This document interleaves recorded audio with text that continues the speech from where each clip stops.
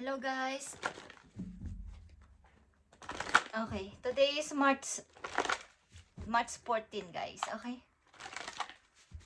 March 14, 2026 sa mga Libra. Okay, Libra, this is for you tungkol sa yung person. Kung kayo ay nasa connection o papunta pa lang sa relasyon or tapos na, titingnan natin to kung anong energy na nandito para sa inyong person, Libra. Tungkol ito sa inyong person, Libra. Tingnan natin. Para to sa mga Libra, person ng mga Libra. And hanggat maaari, kasalukuyan ang ating titignan. But kung anong lalabas dito is, ito ang inyong message. Okay, Libra. Libra, andito ang justice. Parang may hiwalayan na dito. Okay? Libra, tingnan natin to. Tungkol sa inyong person. Nandito ang Four of Coins, guys. Maaaring naghihigpit ang inyong person sa paggastos ng money sapagkat kukunti lang kanyang ipon. Libra, ang inyong person. Mukhang mas binabawasan niya pa yung mga kailangan niyang bilihin. Is piling-pili lang sapagkat kulang. Tama lang or hindi nahihigit o hindi pa. Baga ayaw niyang magpahiram, ayaw niyang mabawasan ang pera niya sa ngayon sapagkat yun ang kanyang money. So, andito ang temptation, guys. Sa yung person. Andito din ang Five of Arrows. At nandito din ang Strength. Okay.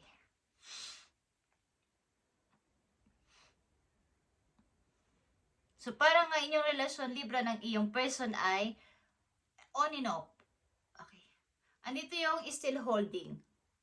Andito yung pagsuko, pagbabalik, at saka yung pag-aaway is andito halo-halo. At so matutal, away-bati at nagtatagpo ulit, nagkikita ulit, nagkakausap ulit, at maaring may pagtitiis. Okay, ang isa sa inyo dito. At meron din kakulangan sa money, but meron ditong pilit at pilit na sinusurvive ang kanilang relasyon. Okay, bagamat may mga pagsubok at saka mahirap, is pilit nyong pinapatatag ito. But may mga away talaga at di maiwasan yung kawalan. Okay guys. At ang ilan sa inyo dito is hiwalay na guys. Sa inyong karelasyon. On and off ang relasyon na to, Libra, ng yung person. At maaaring meron ditong susuko o sumuko na sa relasyon na to sapagkat walang patutunguhan. Bagamat may pakikipaglaban. Pinapatatag pa din yung relasyon pero nauuwi pa din sa kawalan. Okay, sa kawalan. Meron na lang gustong sumuko o may sumuko na dito sa relasyon na to sapagkat wala namang patutunguhan pero may naka-stuck na person dito. Hindi pa nakaka-move on. Still holding. Okay, Libra. Tingnan natin to, Libra. About sa inyong person. Maaaring gusto niya pa itong ipaglaban ang relasyon na to kahit ito ay puro away o puro kayo, kumbaga may hiwalay na dito. Parang gusto niya pa rin ipaglaban ang relasyon na to na nawala sa kanya, okay? Nandito ang Four of Pentacles, Temptation, Five of Swords, at Strength dito. Yeah. May nakakamiss dito, Libra. Maaaring may gustong sumuyo sa inyo. May gustong bumalik sa buhay nyo. Bagamat ito'y tapos na nakasal, is gusto pa niyang isurvive. Gusto niya pang i-grow o i-fix ang relasyon na to. Maaaring ito'y hiwalay na kayo, Libra, ng person na to. But nandito pa rin yung parang gusto mang ipaglaban ng tao na to. Parang gustong manuyo. Okay. Four of Pentacles. Mukhang yung person ay nag-a-apply o mayroong ina-applyan. Maring may mga pinagpipilian siyang job sa ngayon at hindi pa siya nakakapag-decide. Okay. Sapagkat ang person mo ay nangangailangan ng mas magandang trabaho maybe, is maring meron siya mga ina-applyan at ito ay maring malayo. Okay. Maring sa abroad, Libra. Andito yung Three of Cups sa temptation. Ang yung person ay maaring nakikipag kasiyahan din sa iba. Okay, meron siyang mga paglabas-labas with friends, drink with friends, okay, ang yung person.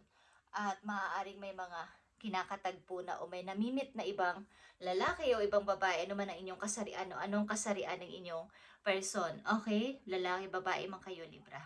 Is ang person mo ay nagkukulang na sa money, kaya nag-a-apply siya o meron siyang gustong puntahan, maring tawid dagat, maring sa abroad, travel. Okay, guys. At nandito yung Ace of Cups sa Five Sword. Maaring gusto kaya uling suyuin o gusto niyang mabawi ito. Kung sino man dito ang lumayo sa inyong dalawa is gusto niyo ulit magbigay ng bagong i-fix natin to, Libra, ayusin natin to ulit. Okay, Six of Pentacles is here.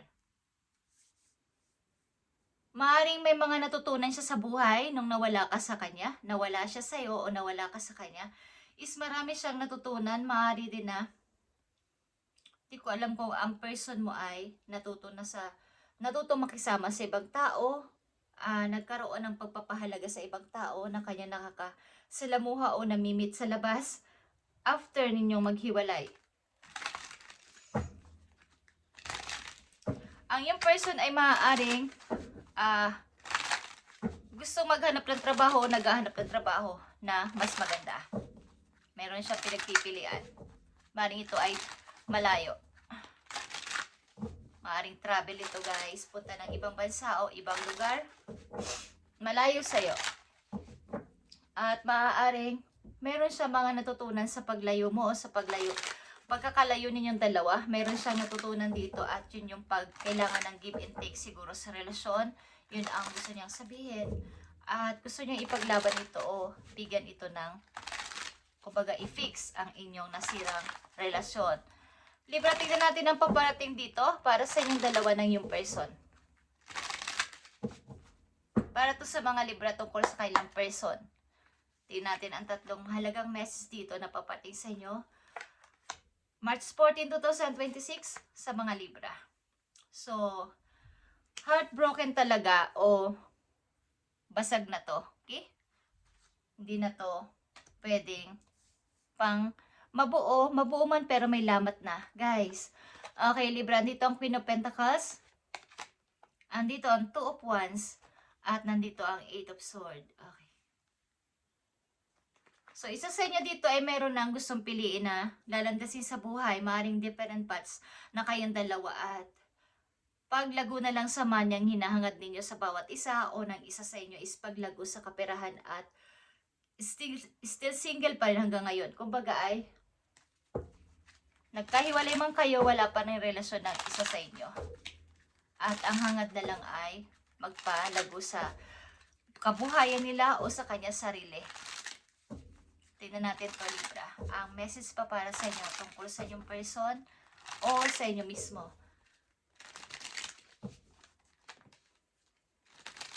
So, nahihirapan siya ngayon sa money niya. So, kailangan niyang siguro mag-apply o nagtatry siya sa ibang lugar. At meron din siyang balak na ikaw ay suyuin o higyan ng, kumbaga, kausapin o suyuin. Namimiss ka niya, Libra. Okay. Maring tayo nagtapos na nakasal o nagtapos na pagsasama. Para to sa mga persona ni Libra. Andito ang girl with the snake. Hey guys.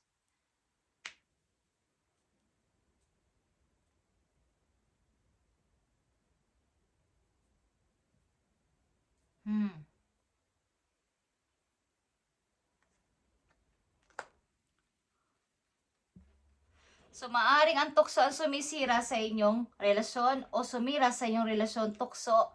Maaring third parties, meron dito. Okay. Maaring mga tukso sa paligid. Third party ang sumira sa inyong relasyon dito.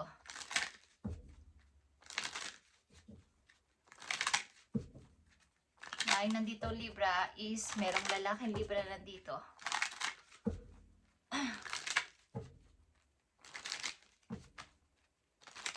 At karamihan sa inyo babae, maaaring may tumukso sa inyong partner o natukso ang inyong partner sa ibang babae, guys. Okay, at ito ang nakasira sa inyong relasyon. Okay, Libra, tingnan natin ang payo dito para sa iyo, Libra.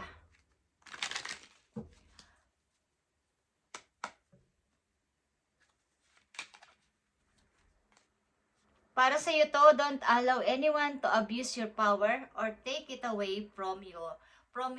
Remember, will be treated how you allow others to treat you. Show them that you value yourself far too much to settle for anything less than you deserve. Huwag kang papayag na ikaw ay ganyan-ganyanin lang na yung partner o na mga tao sa iyong paligid. Huwag mo silang pabayang abusuhin ang iyong power at ilayo sa iyo. Okay? Kailangan mong malaman na ang dapat nilang i-treat sa iyo ay yung deserve mo lang. Na dapat ay yun ang i-treat sa iyo dahil ikaw yun. Okay? Hindi dahil sa minamaliit ka nila o pinagsasamantalahan nila ang iyong kabaitan. Huwag mong pabayaan na i-abuse ka ng ganitong tao sa buhay mo na ikaw ay niloloko, okay? Kailangan is malaman ng tao na to na pahalagahan ka niya ayon sa iyong halaga, okay?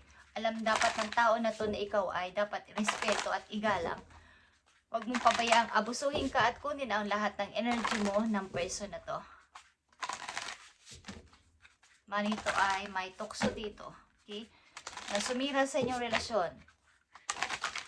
Maaring kayo ay mag-asawa or kinakasama mo to o nakasama mo sa bahay.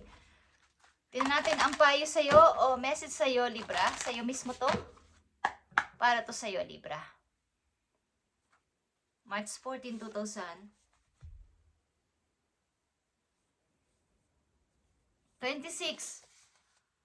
Okay, spaceship, don't be afraid to sing. Huwag kang mahiya o huwag kang matakot na magsalita kung alam mong ikaw ay may sasabihin o alam mo ang tama para sa iyong sarili at alam mo ang nasa tama ka at alam mong ito yung pananaw mo, ipaglaban mo ang gusto mong sabihin hanggat alam mong ikaw yung nasa tama. Okay? Huwag mong pabayaan na ikaw ay apusuhin ng mga tao na to kung harap-harapan ka na lang niloloko o pinagsasamantalan ang iyong kabaitan. Huwag kang papayag. Okay, Libra. Something na yung person ay nahihirapan ngayon sa money at nag-iisip-isip na ikaw ay puntahan or suyuin. Mahilig ba itong magregalo, guys? Okay, lalo na ng flower.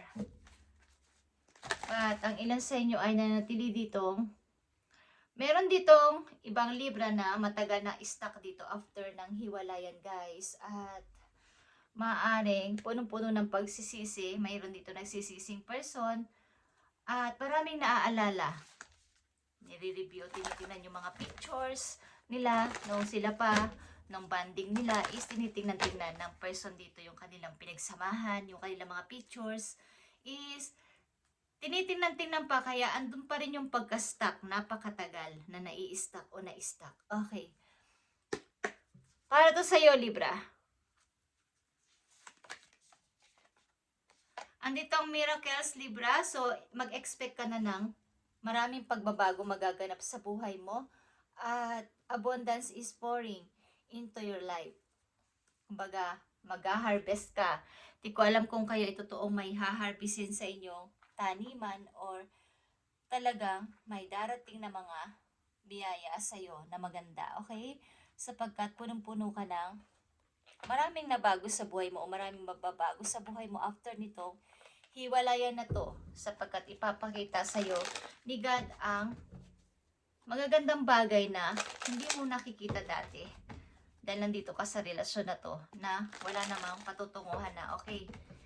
Isang message dito para sa mga Libra. Tingnan natin. Isang mahalagang message para sa inyo, guys. Para to sa iyo, Libra. Thank you. you, Spirit.